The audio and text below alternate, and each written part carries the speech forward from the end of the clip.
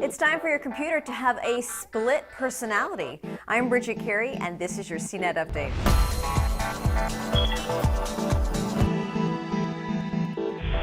When you can't decide between an Android tablet and a Windows 8 laptop, now ASUS put both in one with the Transformer Book Trio. In its laptop form, the Trio can switch between Windows 8 and Android, but if you separate the screen, it acts as an Android tablet.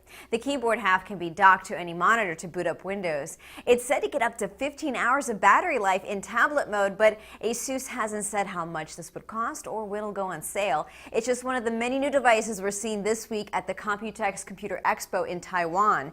Also at the expo, Acer announced a new all-in-one desktop computer, and get this, it runs Android 4.0. This 21.5-inch touchscreen is loaded with Android instead of Windows. The list price is $480, but you can find it for around $400 or less at other resellers.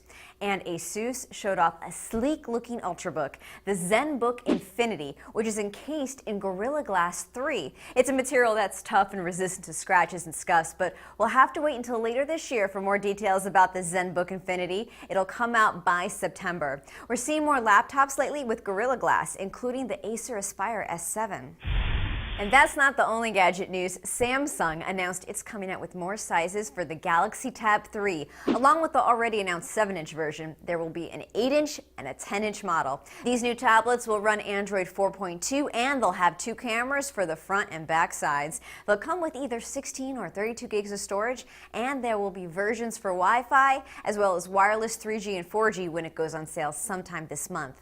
And in Apple news, CNET has learned that Apple's much closer to launching a free streaming radio product. It has just made a licensing deal with Warner Music Group, and it reached a deal with Universal last month, but negotiations are still going on with Sony. This streaming radio product, perhaps called iRadio, would compete against services like Pandora. Apple may unveil it next week at its developers conference. Android users can now jump in on the quirky video sharing trend that is the Vine app. Twitter's 6-second looping video app is now available on Android. It launched in January for people with iPhones and iPads, and it gained 13 million users. What makes Vine a little different is that you can start and stop the recording multiple times, so you create stop-motion animations.